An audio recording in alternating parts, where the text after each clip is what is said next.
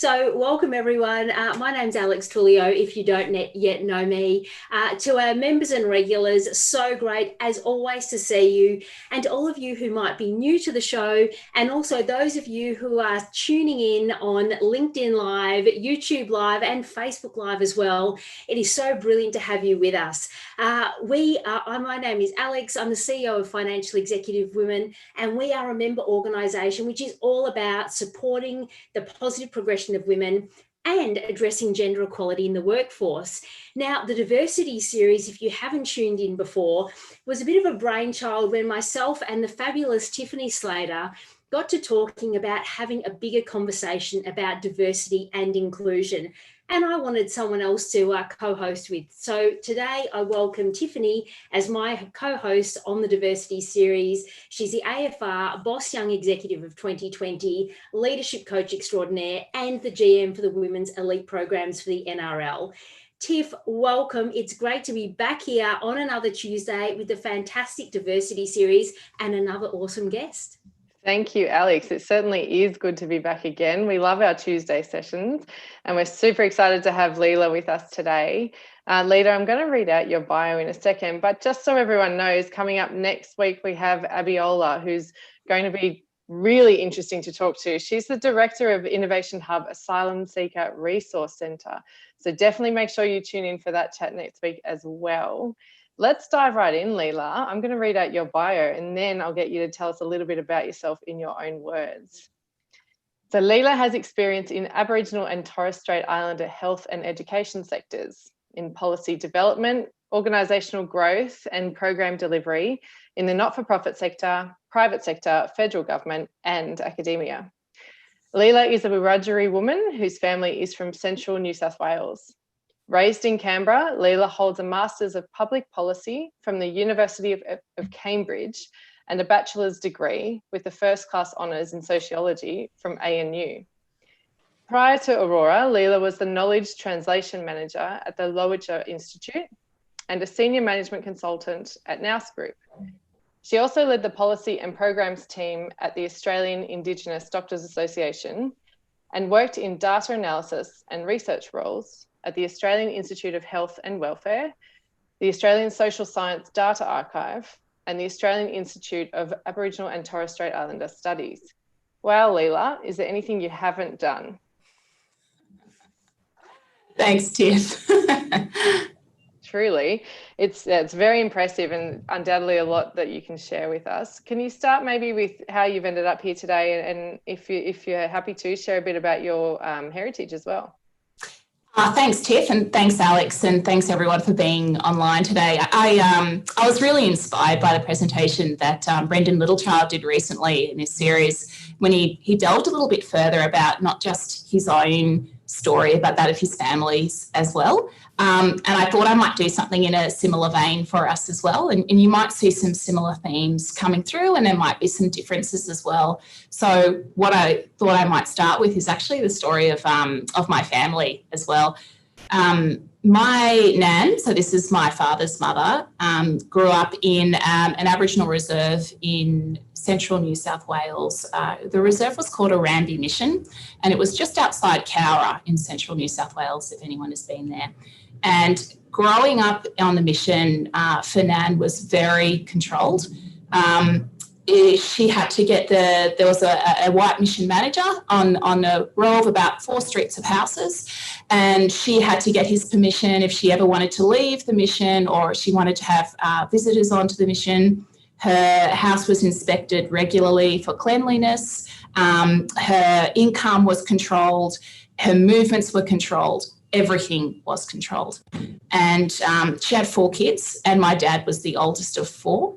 And when Dad was 12 years old, his father, Jim Smith, was working in the railways in Petersham Station, and he was hit by a train and killed.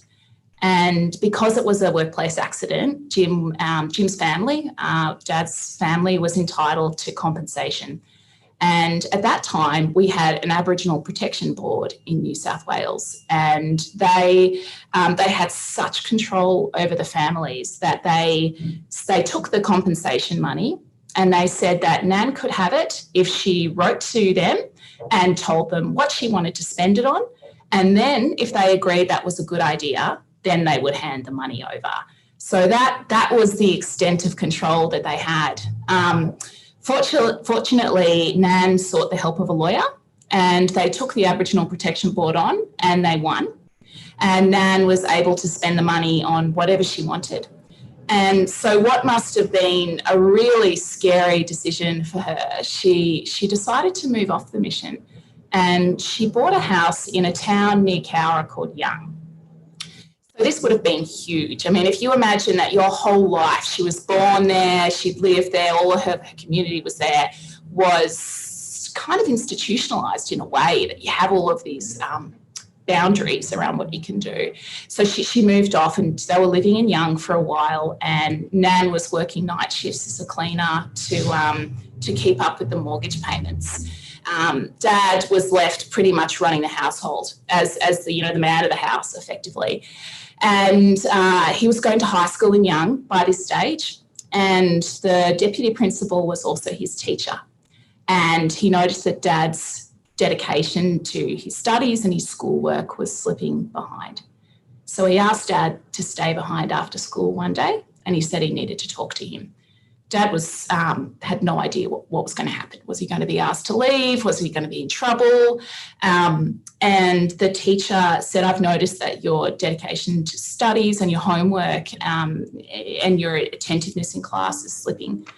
So we need to talk about this. And he opened his hand and he held out a key, and he gave it to Dad, and he said, this is a key to the school, and you can stay here and do your homework as long as you lock up when you leave.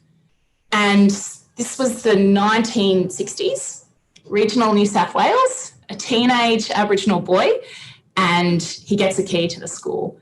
I mean, if something had gone wrong and the principal or the education department had found out that he had done that, the deputy principal really did go out on a limb for him.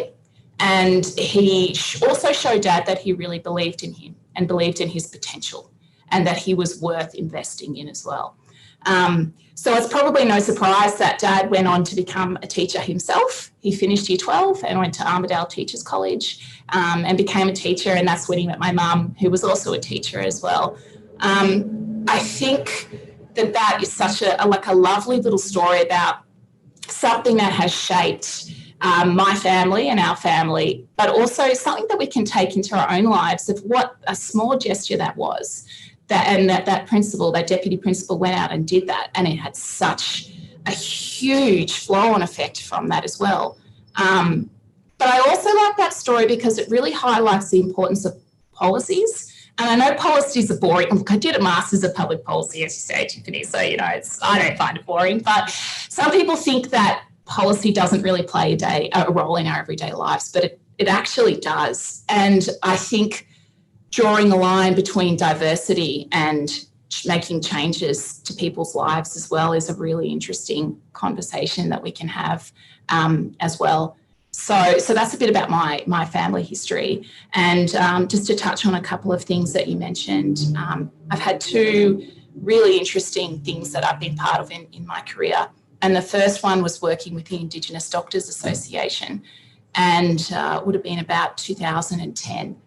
And this big report came out for Indigenous higher education. They called it the Brent Report, and they recommended that every university should be aiming for population parity for Indigenous students. That means that they wanted all the student enrolments to be 3%, which is the Aboriginal population in Australia, 3%. People said, you're crazy, we're never going to make it. Why would you put a target like that? We're so far behind. And the next year, the Indigenous medical student enrolments did just that. They reached 3% population parity in medical schools in Australia. So this was the very next year, we can do it. And there are some themes around what that took to reach that target. And I'm sure some of those themes you guys are already touching upon through your diversity series, and we might touch on today as well. But that stuff doesn't happen by accident. That stuff happens on purpose because people have made space for that. And the other time that I've seen that happen is the work that we do here at Aurora around Indigenous education, where in 2017, the number of Indigenous students among Australian postgrads at Oxford reached 3%. We have never done that across Australian postgrads in Australia, but it bloody happened in Oxford in 2017 and since that time as well. So we can do it, but we need to be deliberate and planned, and we need to take certain steps. So it can happen, and it has happened, and it's going to continue to happen as well. So that's just a bit of a few kind of spotlights on different times in my career and my family's story as well. Leila, it's so good to have you back on the show, and thanks for sharing that as well. As always I say, we get to chat behind the scenes, and it's really, it's so great to delve a bit more into your heritage and your background, because I think the thing that really struck me about that story is, all these things, they shape us, and it sets context, and it also, as you've already said, the seemingly smallest things and gestures have such a ripple effect and such a massive impact. As always, my head's buzzing about where to go next, but I really wanted to pick up on something you just said about making space for diversity, because when we were chatting, the three of us, I think it was Friday afternoon, chatting about the show, and you said something which I made a note of, and you said, we've got to make space for diversity, because it doesn't just happen. And we were talking about cultural safety, we were talking about, lots of different things. So I thought a really good place to start really unpacking was, what do you mean when you say we need to make space for diversity? What does that look like for you? Because a big part of what we chat about on this series in particular is about, you can't just have a quota. You can't just say diversity and inclusion. There is so much more to it than that, and you've got to make space for it. So talk to us a bit about that. I think often when we talk about diversity, we think about numbers, or we think about courses, or we think about targets. And that's not wrong. It's just part of the picture. And I think as long as we're always conscious that there is a bigger picture to this, to making space for diversity, and sometimes there's a bit of a natural flow of which things could come first. I see making space for diversity having three areas. The first one is about understanding why you want diversity, understanding, in an Indigenous sense, what is it about Indigenous histories and cultures, which I think all Australians should have some kind of interest in and in celebration of as well. And that can look like a bunch of things, and I can get into that in a minute, but that is the first step. If we don't understand something, we can't value it properly. And if we don't value it properly, it's never going to be prioritised. The second part is about self-reflection, critical self-reflection. And that comes with positioning yourself and your role and your views and your opinions within this. We're not these outside observers who don't shape diversity. We all have our own biases. We all have our own histories and things that we carry with us all the time. So we need some space to unpack that and constantly be thinking about that critically all the time, because we change and we grow, and our views and our values change sometimes too. And again, that can look like a bunch of things that I can unpack later as well. The third part is around, when you make space for diversity, it's about recruitment, and it's about development, and it's also about reforming your own practices as well. Often I see organisations jump straight to the recruitment, where they say, all right, let's get some Indigenous staff, all right, we're ready for this. But they haven't gone through the understanding, or they haven't gone through the critical self-reflection, or they're not ready to reform their practices at all. And that's where it can get set up to fail, I think, as well. It's not saying recruitment's the wrong idea. It's just saying we need to be conscious of all the other steps we can take in that. That's super helpful. I know for me personally, it's giving me some practical guidance as to how to approach some of the bigger conversations. Can we dive into the first step a little bit? And obviously, there's an Indigenous lens that we're bringing to this conversation, but I guess what the structure you just described applies to any kind of diversity and inclusion conversation, right? So in that first step of understanding culture and history, how do we do that? How do we, if we have a position of leadership or a position of power, how do we initiate that conversation and that process? The first things needs to be, look, you could take really simple steps around cultural awareness training. You could switch over to NITV occasionally. You could get out some key books to read. Bruce Pascoe's Dark Emu. I mean, there's a whole bunch of, there's some fantastic movies that we can watch as well. That's quite a straightforward step to take, but it's not the only one. We need to understand what Indigenous staff can bring. Why do we want Indigenous staff? What could that bring? And then you can help leverage that within plans. And some really simple, accessible plans to start with are reconciliation action plans. That's not for everyone. Perhaps you want an Indigenous employment strategy. Perhaps you just want an action plan around Indigenous staff success.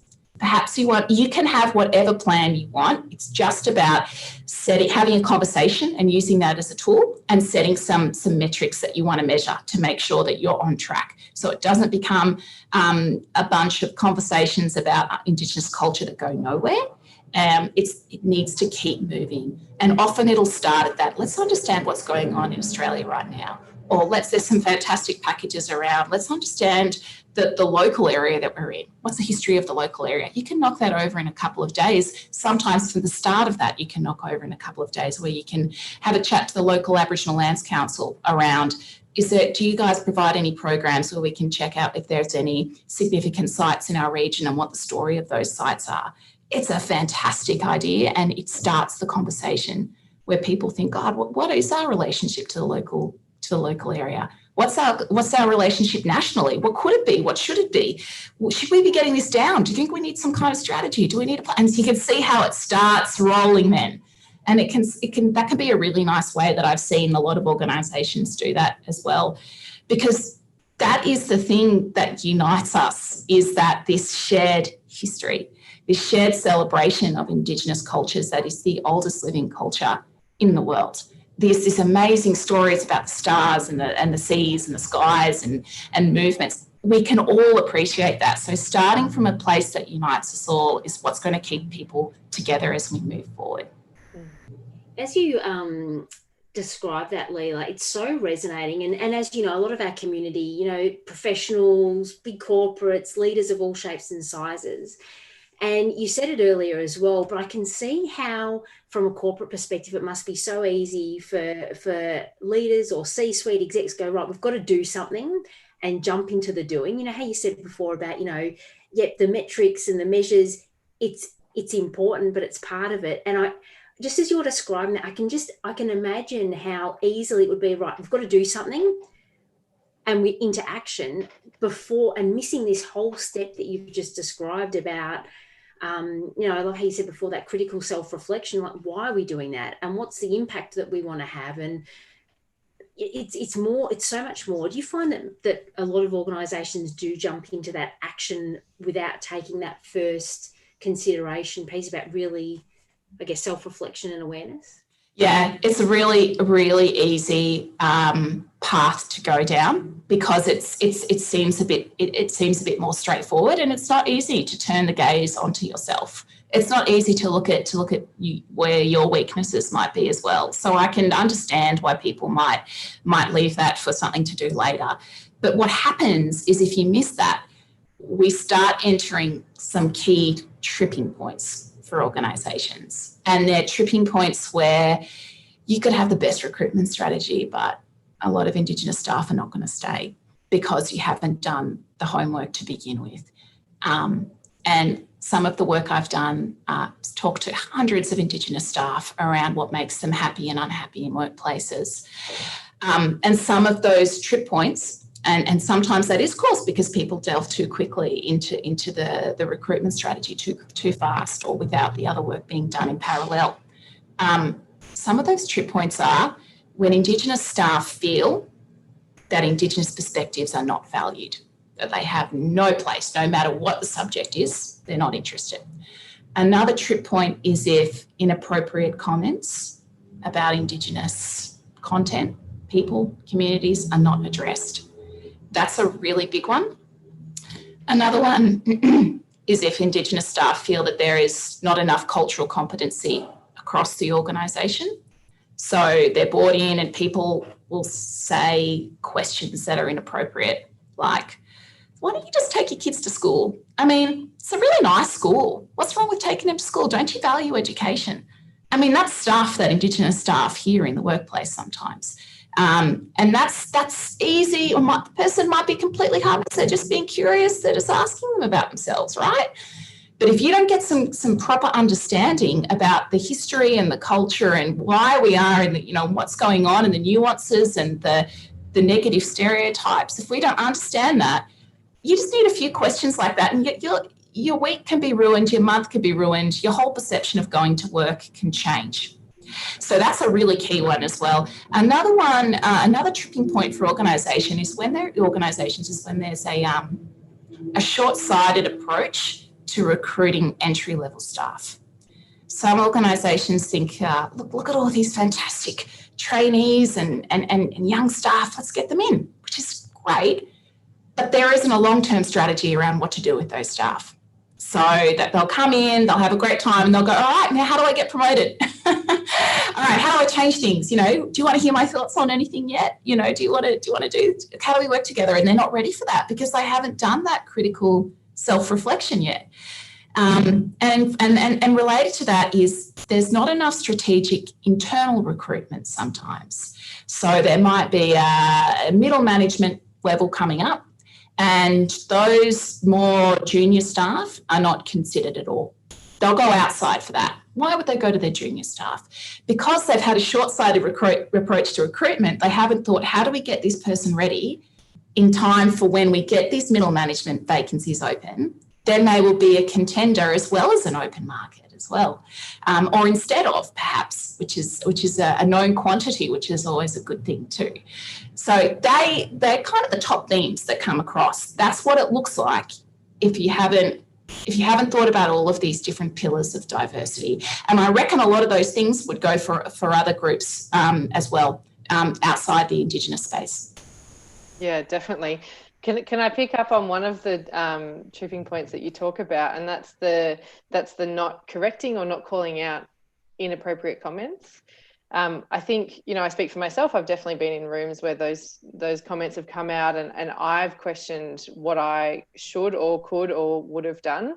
And I'm sure most of this community will or have faced similar situations, whether it's about, Indigenous or other groups. Do you have any, I guess, practical examples of what are good ways to call out inappropriate behaviour or comments and what are bad ways? And any personal examples that you might have? Sure. It sounds flippant, inappropriate comments, but it's actually huge. It's huge. And what I found from talking to staff is that people will carry this for years and years. If something's not addressed, people will hold on to it and they will use that as a symbol of why things are not great. And that could be rightly or wrongly as well.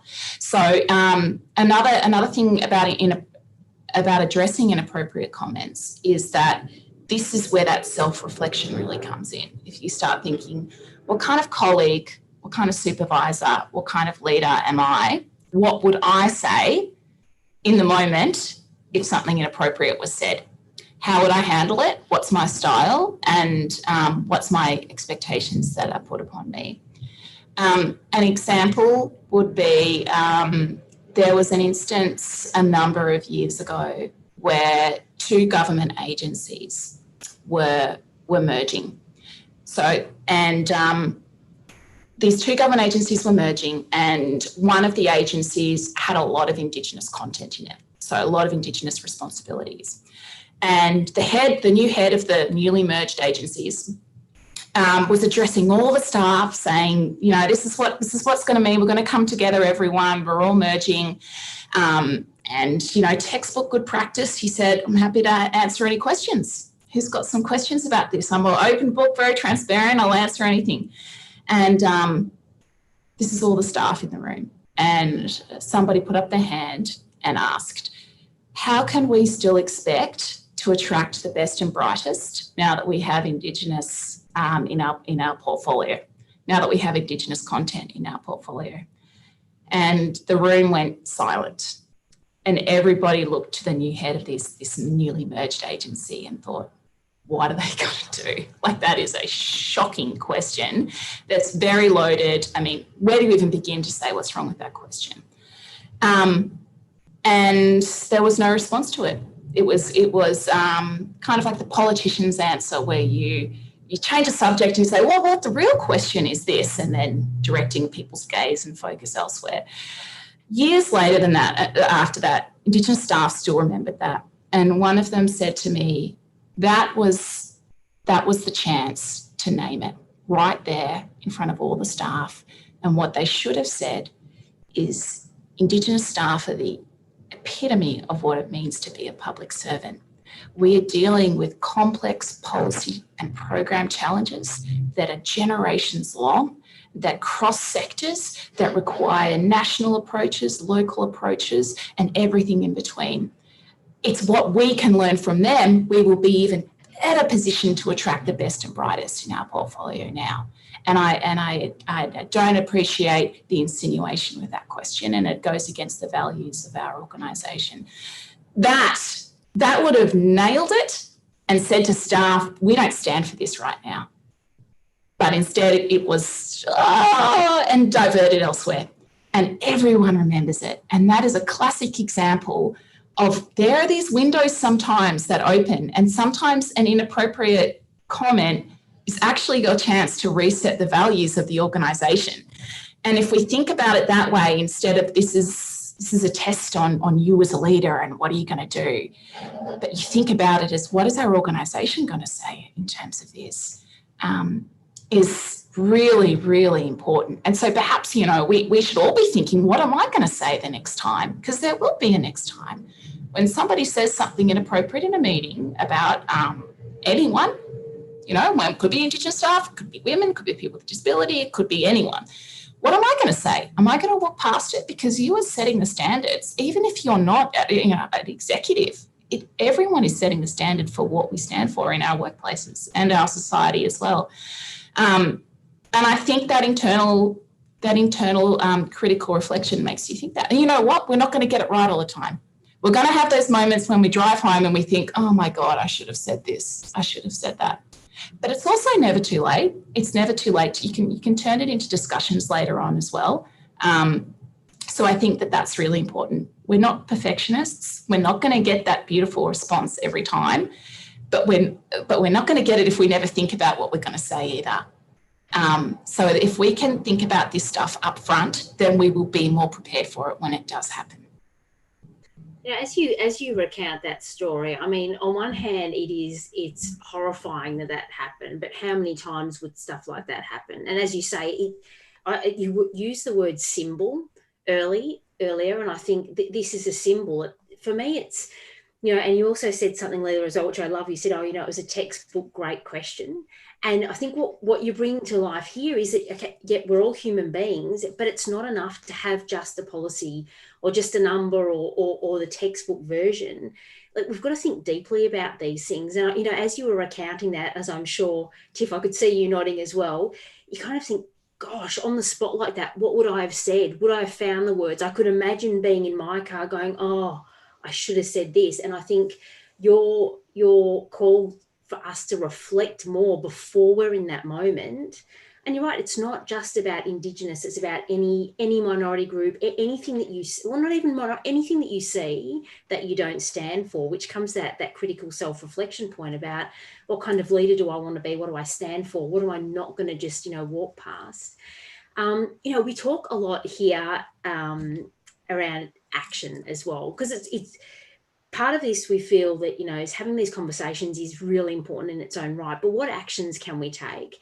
And I want to come back for our community. They're always keen to know about what actions they can take, but I'd love to unpack a bit more about what you do at Aurora, because that's lots of actions there in terms of what the Aurora Foundation stands for and what you do. So can you tell us a bit, because a lot of people probably wouldn't really be aware more in depth of the amazing work that you do. So can you give us a bit of a lens on that? Sure. So the work that we do at Aurora is across the education spectrum. It goes right from year 8 through to postgraduate studies through to executive education. And the work that we do is about inspiring, guiding, informing and connecting Indigenous students with each other and with career opportunities and education opportunities that really enable them to fulfill their potential. This looks like classroom visits, scholarships internationally and domestically. This looks like a website with Indigenous scholarships. This looks like a graduate careers portal and academic enrichment camps for Indigenous high school students as well. This is about changing systems and actually using the lever of education to disrupt things. And we have had amazing successes over the years, but this is about continuing that. So it's very deliberate in the way that we do that by design as well. So wow. You're being very understated about some of the things that you achieve here. So tell us a bit more. Tell us about some of your scholarship programs, about, you know, the Cambridges and the Oxfords and all the firsts. What about your firsts? Love how it is. Everyone we have on this show, Tiff, is so understated about what they've done and what they achieve. So I'm going to draw it out. Yeah. Sure. Yeah. No, thanks, Alex. So you've got to be careful that you're not always. There's a bit of a thing, you know. We can't be seen to be too tall or poppy in Australia or anything. So it's hard. It's got to be in a different gear sometimes to sell yourself and to think about all the great things that we're doing. But we'll lift you up, Leila. On that as well. Sorry, I was just going to say, I love that you've even just said that, because such a common theme, man or woman, anyone that has come on any of our shows, there is some facet of either call it imposter syndrome or really downplaying or not want to blow your own trumpet. Yes, absolutely, that's true. But I think this is how, you know, people are really keen to see what you've done. And so you're right, it's our job to bring that out of you. But you're right, it's a bit of a tall poppy thing, but you've done some amazing stuff. So tell us about it.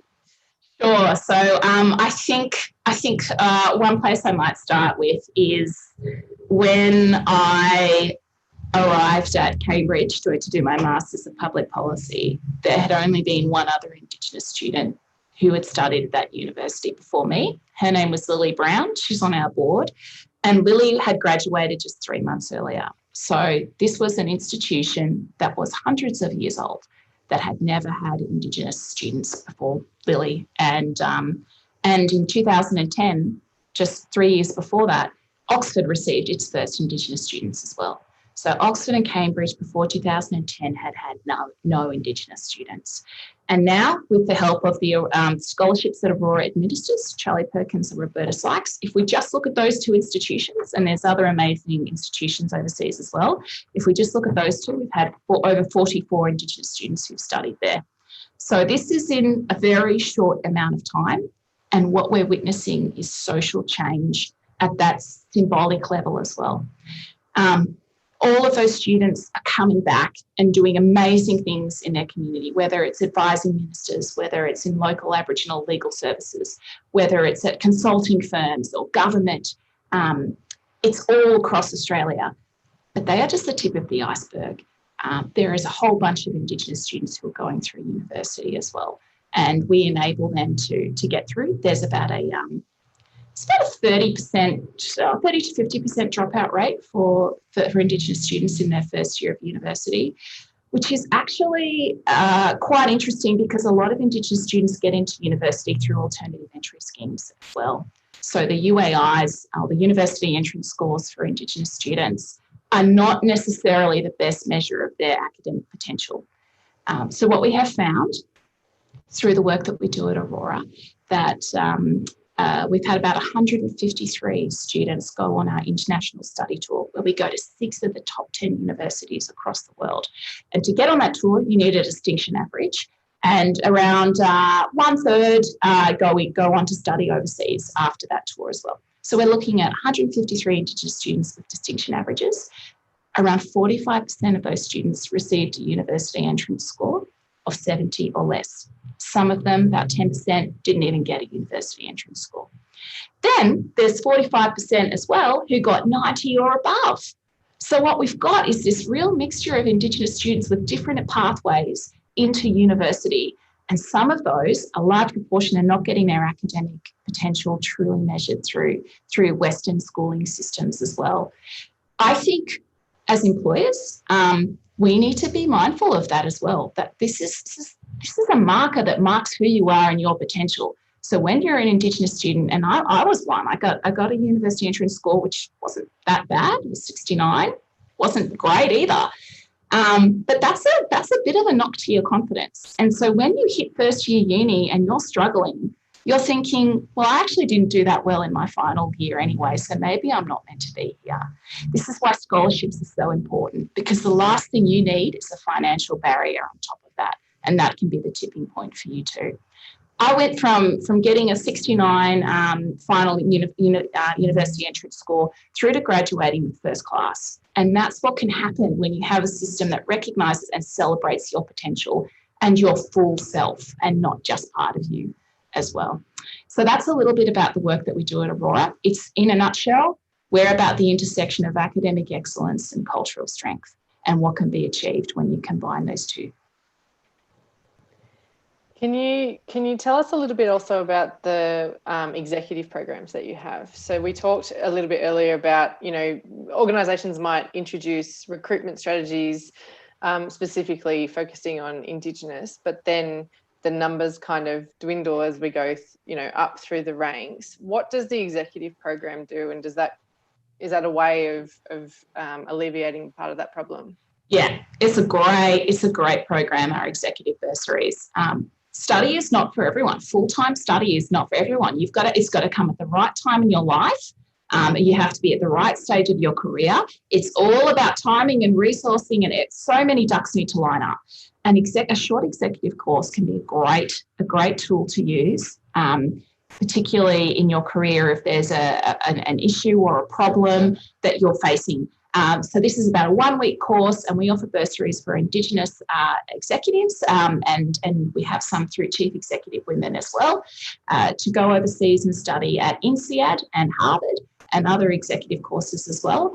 When I worked for an Indigenous research institute, the Lowitja Institute, I went and did one at Harvard in non-profit management, and it changes everything. It completely blows open your networks.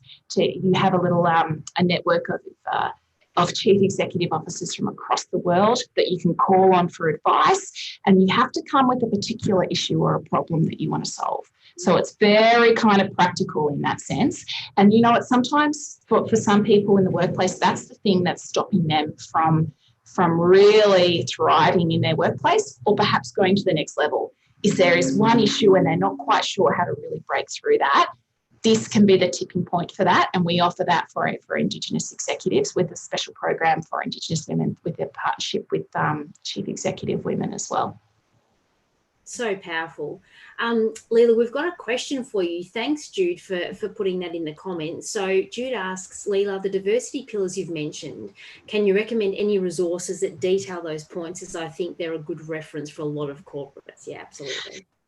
There are some. The one that I can speak to is the one that we did this year at Aurora, and this was the IATSIS. It's called CORE, C-O-R-E, Cultural Competency, and it's 10 modules. And you can contact IATSIS and they can tell you more details about that. But it's 10 modules that focus on history right through to present day, and it does cover some of that introspection. In fact, it starts with that too. We did it every week for 10 weeks through COVID. So it was a great time to reconnect staff when we were all in lockdown and we just moved from home and everything was COVID. To have this little island that was kind of protected from, that wasn't corona related and was thinking about, again, things that kind of unite us, was just this wonderful breath of fresh air, and staff are looking forward to it every week. So you do it in your own time, and then we'd get together and do yarning circles where we discuss it as a group of staff. And we got to connect in different ways with different staff that we sometimes wouldn't always spend a lot of time with as well. So that's one, but there are a whole bunch of other packages as well. That one is the core cultural competency package through the Australian Institute of Aboriginal and Torres Strait Islander Studies. That's one, but there are hundreds of other ones too. So I don't want to say that's the only one for you. So maybe a bit more research. But if you want to add one to your shortlist to look into, I'd definitely include that one in there. That's really helpful. I think, part of what we talk about on this show, and it definitely applies today, is that a lot of people feel like they want to be active, they want to make change, they want to use their role and their situation to affect change, but don't know how. And that's really helpful to know examples of bodies and other people that are out there that do this and are experts in it that we can lean on. It's not just us as individuals who have to have all the answers. Exactly. And sometimes it's almost like you need a reason to start an internal conversation about it. And that's why a lot of this stuff, it's the journey as much as the outcome. It's the journey of getting together, your organisation or your team and thinking, well, what do we do? And Black Lives Matter did that a little bit as well, I think. A few organisations were thinking, what is it around the way that we work? And it's not, because the truth is, it's not just about getting some more diverse staff. It's about how do we reform the way that we work so that we're always conscious of, is there a way we might work with Indigenous communities or businesses or people, or that we could change? Are these policies and the way that we're set up, is it really working the best for Indigenous outcomes as it could be? But to have those conversations, we really need team and diversity of thought and diversity of expertise. And so it's almost like they're actually the journey that we're not forgetting about. What we're aiming to do is we're not doing all of this so we can keep doing the same thing. We really do need to change, but the question is, how do we change? So I think always being open to those questions, always thinking, what can we do better? What can we change? That's the kind of the fertile ground for making space for diversity as well. And to link it back to your point that you've said so many times as well, why? Like, why do we want to? Like, what is driving this? I always say these sessions go so fast. I can't believe we're nearly out of time already. Leila, it's been so great. I feel like we could keep chatting and chatting. Two things. One, what would you like to leave us with? But also for those, and there's a big community and all those watching on other platforms as well. If people would like to do more with Aurora, how do they engage with you, find you, interact with all the good work that you're doing? So the first question, what can I leave you with, would be to think about the tripping points, or think about those three areas of making space, and which are you and your organisation strongest in understanding, self-reflection and recruitment and development with the aim of reforming. Which are you the strongest in, and which are you the weakest in? And what could you start? I mean, you can start, what kind of conversations can you start with your staff? And it just starts with baby steps. So that would be the first thing that I would leave you with. And around Aurora, the thing that I would love for you guys to take away is to keep us on your radar and watch this space. This year, in the next month or two, we are launching a graduate portal for Indigenous graduates to look for graduate jobs, which is perfect timing as a lot of students finish university. As I've said in previous sessions, we have 19,000 Indigenous students at university right now. So that's one thing. Watch this space. We have an alumni network that's launching this year. So if you want some expertise, or perhaps some secondments or internships, we have an internship program as well. Keep us in mind when you do go through those steps, because we're not going to be a silver bullet for you, but we can be a source of advice and a gateway to a network as well that can really help you on your journey in that as well. Brilliant. And just quickly, your website? Yes, our website is aurorafoundation.com.au. Brilliant. Thank you so much. Anything from you, Tiff, to finish up? Just a huge thank you, Leila, and particularly for me, for the reminder that this is a discussion about culture, not about tasks. And well summarised. I'm pretty sure it's Leila's words. But thank you for the reminder.